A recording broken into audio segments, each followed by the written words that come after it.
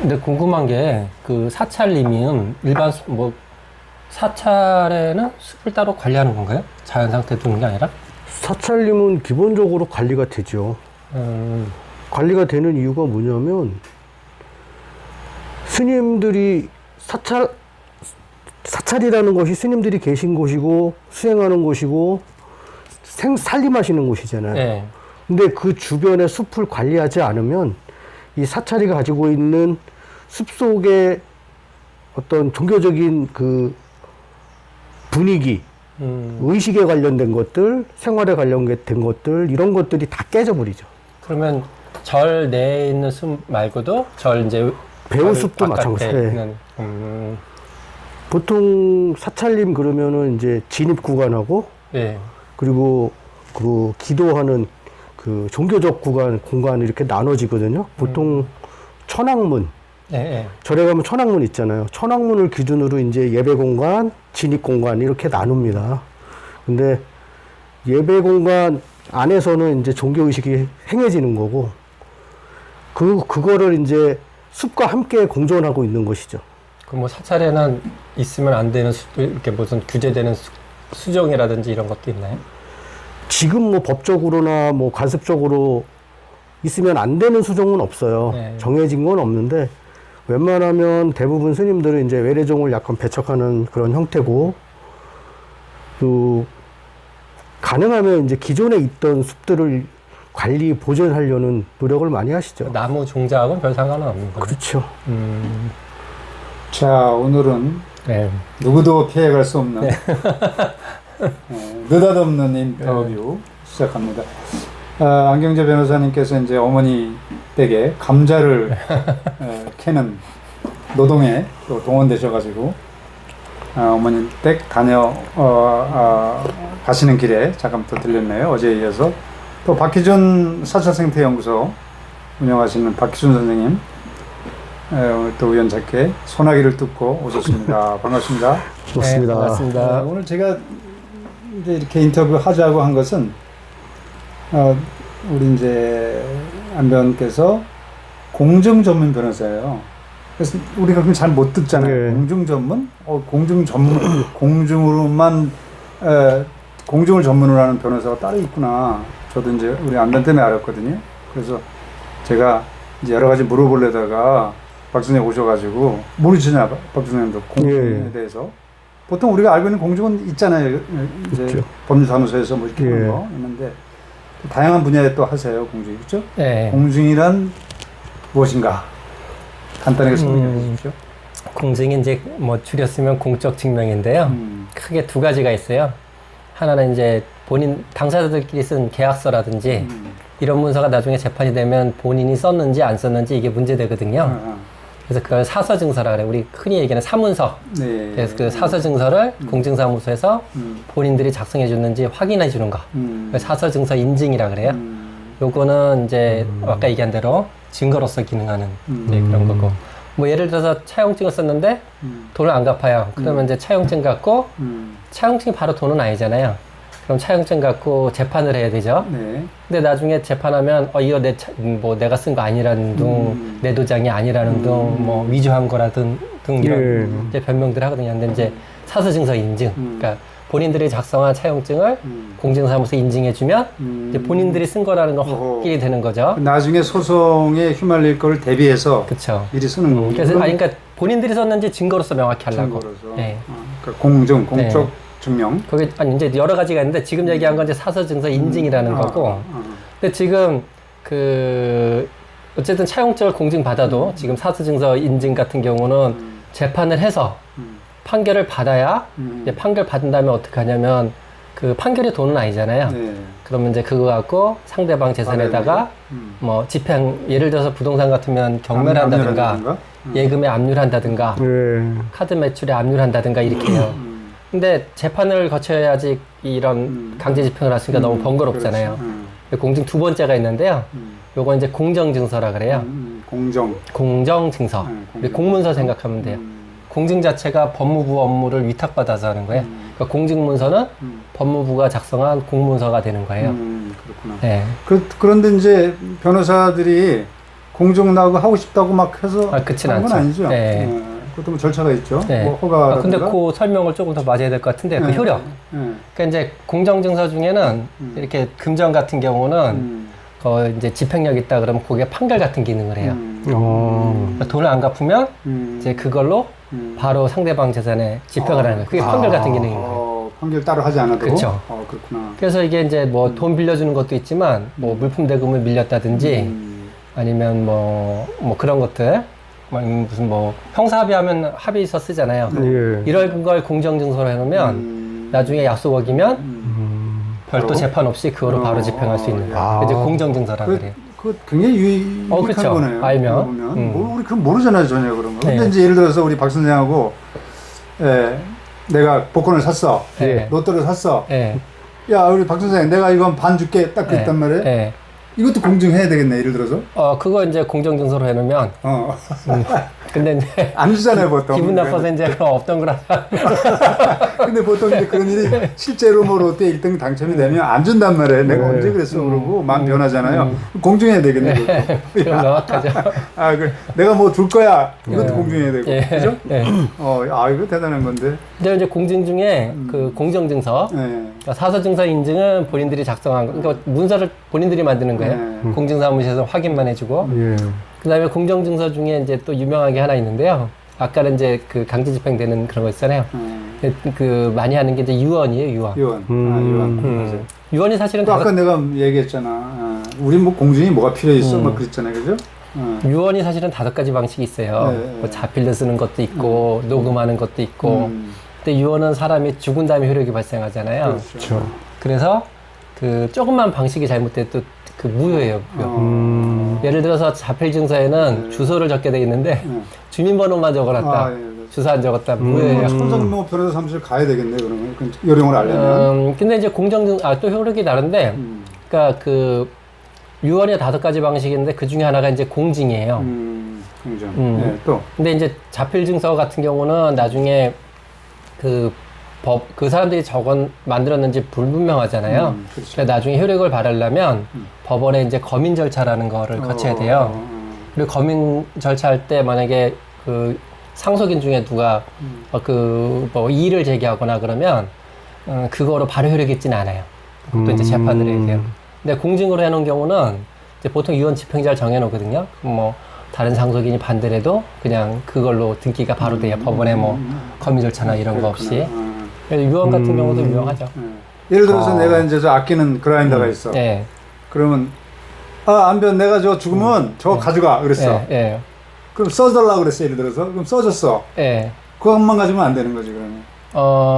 자필증서는 아니, 본인이 공증은 써야죠. 안 해도, 안 하고, 그냥 내가 죽을 때는 안 변호사한테 줘라. 뭐 이렇게 썼단 말이야. 그 요건에 갖춰서 스님이 다 직접 자필로 쓰고 하면 효력은 있어요. 효력은 있어요. 대신에 이제 나중에 공증하지 않아도. 그쵸. 대신에 이제 나중에 스님이 썼는지 안 썼는지. 그게 문제구나.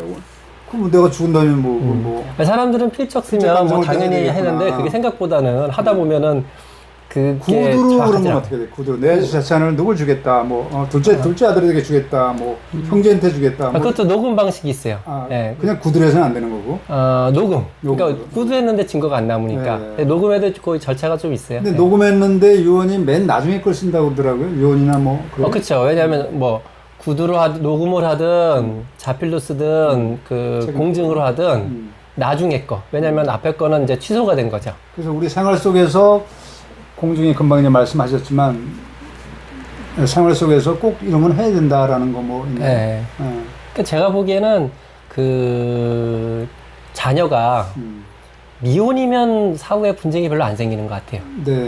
근데 기혼이고 기혼이면 이제 그 사망 후에 생각보다 간단치 않은 것 같아요. 네. 그런 게 이제 있어요. 그런 그런 자녀가 둘 이상 있고 자녀들이 결혼했으면 그런 경우 해야 되는 것 같고 이제 재밌는 거는 재혼하시면서 이제 각자 자기 쪽으로 준다는 맞아요. 그런 연도 꽤 있어요. 자기 뭐라 그래?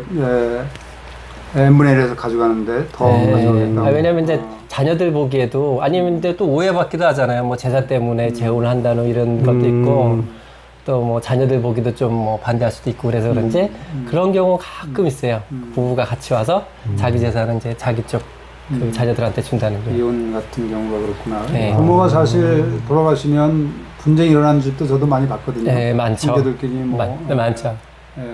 내가 뭐 공을 많이 세웠다, 뭐 내가 장남이다, 양손이다 이래가지고 네. 그런 경우도 미리 그러니까 근데 공증을 다 해놔야 되겠네, 그죠? 만약에 이런 그 경우는. 부모님이 돌아가시기 전에 유언을 남기시겠다. 네. 그러면은 그걸 공증하는 게 좋을 것 같고요, 제 생각은. 깨끗한 거지. 예. 그런 게 아니라면 요즘에 뭐 그 자녀가 수가 셋이면 뭐 그 미망인과 자녀들이 뭐 또 공평 분배하는 법적 조건들이 있잖아요. 그렇죠. 이제 배우자가 1.5, 자녀가 1. 그래서 자녀 둘에 배우자 한 명이면 1.5니까 배우자는 7분의 3, 그리고 자녀들은 7분의 2씩. 아, 전에 보니까 유언을 남겼는데 유언이 엉뚱한 사람한테 가게 돼 있는 거예요. 그래서 예. 자식들한테 안 줘. 내가 신세진 뭐 누구한테 주겠어. 예. 이래 돼가지고 자손들이 또 뭐 소송하고 뭐 그런 그 게 있더라고요. 유류분이라는 건데요. 아 그런 게 또 있죠. 예, 예. 법적으로 받을 수 있는 거에 반. 아하. 그래서 이제 배우자 없고 안 준다 그래도 안 되는 거네요, 그러면. 그쵸. 배우자 없고 자녀가 둘 있어요. 아니, 자녀 한 명만 있어요. 네. 그 원래는 그 자녀가 100%다 가져가는 거잖아요. 그렇죠. 예. 근데 예를 들어서 그 유언자가 이제 누구 주겠어? 돌아가신 분이 네. 뭐 스님을 다 주겠다. 예. 그래서 뭐 내 거 아니에요? 예, 그래서 이제 스님이 10억을 가져갔어요. 예, 예. 그리고 생전에 만약에 그 자녀한테 준 게 있으면 좀 그것까지 계산하니까 이제 준 게 전혀 없다.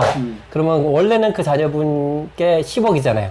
그 자녀분이 스님한테 5억 달라고 예. 2분의 1 청구할 수 있어요. 근데 이게 지금 뭐 좀 문제 많다 그래가지고요. 지금 뭐 헌법재판소에도 가 있고 법 개정 논의도 좀 있어요.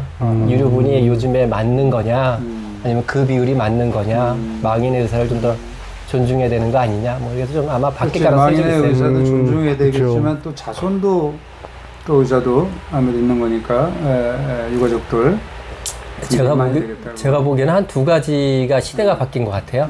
옛날에는 그 되게 뭐 가장 앞으로 자녀들이 다 같이 일을 해도 재산을 다 가장 앞으로 해놓잖아요. 그렇죠. 농촌 지역 같은 경우에 뭐 예, 장성한 그렇죠. 아들들이 있어도, 그러니까 사실은 가장의 재산이 가장 게 다 아닌 거죠. 그렇죠. 근데 요즘은 뭐 저만 해도 우리 애들 용돈도 제가 걔네 계좌로 따로 해주거든요. 네. 그래서 좀 성격이 옛날하고 이제 예, 바뀐 것 나이를 같아요. 먹어가면서 유언 공증을 해야 되겠네. 변호사님도 혹시 유언 공증 해놓은 거 있습니까? 우리 애가 아직 미혼이라. 미혼이면 안 되는 거예요? 아니 그게 상관없는데 네. 제가 지금 만약에 뭔 일이 생기면 그 분쟁이 안 생기죠. 그런 경우 어떻게 되는 거예요? 그럼 내가 아니 우리 집 사람이 7분의 3, 제 아들 둘인데 유언 안 남겼을 때. 그렇죠. 우리 집 사람이 7분의 3, 우리 애들들이 7분의 2씩 가져가는데 지금 중학생, 고등학생인데 뭐 자기들끼리 엄마로 몰든지 누구 하나 몰지 지금 분쟁하겠어요? 근데 이제 지금 아이들을 분쟁하겠지. 자라는 아이들의 나중에 학비가 많이 들어가잖아요. 예. 그걸 더 줘야 되는 거 아닌가 그러면? 아니 근데 애들이 미성년자고 아니면 뭐 대학생 정도면 셋이 완전한 경제 공동체이기 때문에 분쟁 안 생겨요. 아 그래요? 근데 이제 우리 애들이 예를 들어서 제가 한 뭐 70대고 우리 애들이 한 30대 되고 얘네들이 결혼했다. 미혼이면 또 성년이어도 좀 달라요. 아 그렇구나. 그렇게 그것도 다르구나. 근데 이제 결혼들 하면 분쟁 가능성이 꽤 높은 거죠. 이제 그때는 뭐 좀 할 필요가 있죠. 애들이 많은 집 더 가져가나? 이런 경우는 어때요? 자손이 네. 셋인데 한 명이 실종 상태예요. 예. 그러니까 죽지 않은 건 알아요. 예. 죽지 않은 건 아는데 어디 있는지 몰라요. 이런 경우는 어떻게 재산이 분배가 되나요? 그러니까 그 사람이 오랫동안 연락 안 되면 예. 그 실종 선고 제도가 있어요. 사망한 거로 추측될 때. 어. 그렇게 되면은 사망으로 간주되는데 그렇지 않은 한은 살아있는 거예요. 예. 그래서 가끔 어떤 일이 있냐면 공증할 때도 그 한 사람은 좀 관계도 나쁘고 외국 가서 연락도 안 되는 거예요. 예, 예. 그리고 뭐 한 사람은 여기 있어요. 그러면 유언을 안 해놓으면 어떤 현상이 생기냐면 그 2분의 1밖에 그 남아있는 자식이 2분의 1밖에 못 가져가요. 아, 그래서 이 자식 주려고 이제 유언하는 경우도 종종 있어요. 음. 그 다른 사람 부분을 없애려면 뭐 이제 5년인가 그동안 연락도 안 되고 좀 사망했을 가능성 높고 그러면 실종 선고라는 제도 거쳐서 이제 실종 선고 받으면 이제 법으로 사망으로 간주되는 거거든요. 근데 그 전까지는 살아있는 사람이니까 그 사람 몫이 이제 떠 있는 거죠. 아니, 그 뭐 예를 들어서 악의적으로 네. 일부러 연락 안 되게 숨어 있는 경우도 있을 거 아니에요. 뭐 그쵸. 예. 아. 그런 것도 있잖아요. 부모가 자식이 부모에 대한 기여도 뭐 이런 거. 그 기업은이라고 해서 있어요. 아, 그렇구나. 예, 그래서 이제 유언할 때는 조금 다른데요. 그냥 그 아까 제가 얘기할 때 n분의 1 했잖아요. 거기에다가 이제 기업은 있으면 기업은 또 계산해요. 생전에 가져간 거 복잡하네. 많으면 그것도 계산하고. 굉장히 복잡하네요. 그래서 오늘 정말 귀중한 시간에 공중에 대해서 좋은 말씀 해주셨는데, 공중을 안 해가지고 낭패를 본 예, 그런 거 예를 하나 좀 들어주시겠어요? 아니, 공중 진짜 했으면 좋았을 걸 했는데 안 해가지고 손해보는 거 있잖아요. 분쟁이 일어났다든가. 이런 경우 있는 것 같아요. 이제 처음에는 뭐 예를 들어 뭐 이제 공사 대금을 주기로 다 합의됐는데 그냥 말로만 믿고 있는 거죠. 그런 것도 또. 네, 근데 이제 이런 거 아까처럼 집행력 있는 공증에는 판결로 바로 되잖아요. 그렇죠. 근데 이제 뭐가 문제냐면 나중에 실제로 달라 그러면 이제 하자 얘기를 해요. 왜냐면 이제 뭐 의도적으로 안 주는 것보다 좀 많이 얼어지면 이제 못 주는 거거든요. 그럼 그렇죠. 뭔가 이유를 찾아야 되잖아요. 근데 그런 경우 있고, 그 다음에 이제 뭐 이제 자손 중에 연락 안 되는 사람 있었을 때, 그때 유언 같은 경우, 그런 경우가 제일 난감한 것 같아요. 자, 귀한 시간, 벌써 시간이 10분이 지났습니다. 혹시라도 다음에 또, 여쭙게 있으면 한번 여쭙겠고요. 홍보 좀 하셔야 되는 거 아닙니까? 그러니까요. 왜냐하면 안 변호사님의 비즈니스를 위한 것도 되지만 일반인들이 그걸 몰라가지고 그 황당한 경우가 많이 있잖아요. 그죠? 네, 저는 서울 양재동에서 공증사무소, 공증만 전담으로 해서 하고 있고요. 공증인 안경제사무소라고 해서 운영하고 있습니다. 공증인 안경제사무소 네. 변호사님. 오늘 좋은 말씀 잘 들었습니다. 네, 감사합니다. 고맙습니다. 감사합니다.